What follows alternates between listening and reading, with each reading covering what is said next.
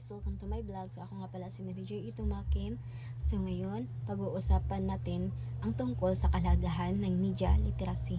Pero bago yan, alamin na muna natin kung ano nga ba ang ibig sabihin ng media literacy at media literacy.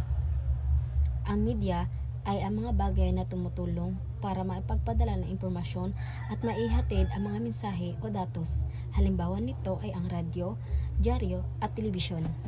Ang literacy naman ay kakayahang bumasa, sumulat at magbilang.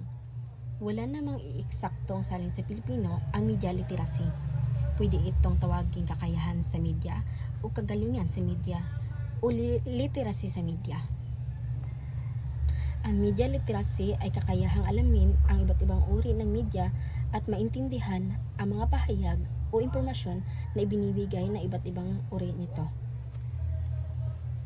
Pero bakit nga ba mahalaga ang media literacy?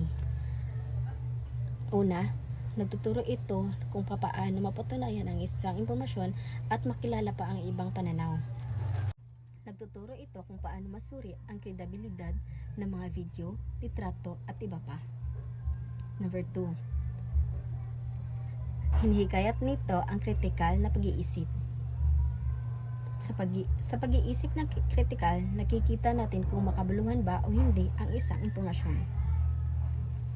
Pangatlo, hinihikayat nito ang pagbiberipika ng pinagkukunan natin ng impormasyon. Dito natin malalaman kung totoo nga ba ang impormasyon na ating nababasa o nakikita sa internet, naririnig sa radyo o napapanood sa telebisyon. Pangapat, nagtuturo din ito para hindi tayo madaling makuha ng mga mapanghihikayat na impormasyon. Kailangan muna natin alamin ang dalawang panig ng kwento. Sa pamamagitan nito na ipapakita natin na tayo ay neutral at hindi basta-basta naniniwala sa mga impormasyon na ating nababasa o ating nakikita. At panglima, nagtuturo din ito sa atin para maging isang responsableng netizen. Sa pamamagitan ng media literacy na ipapakita natin na tayo ay responsable sa pagkuha o pagkalat na impormasyon at gumagawa din tayo ng paraan para maipabahagi ito sa ibang tao. So, yun lang muna. Thank you.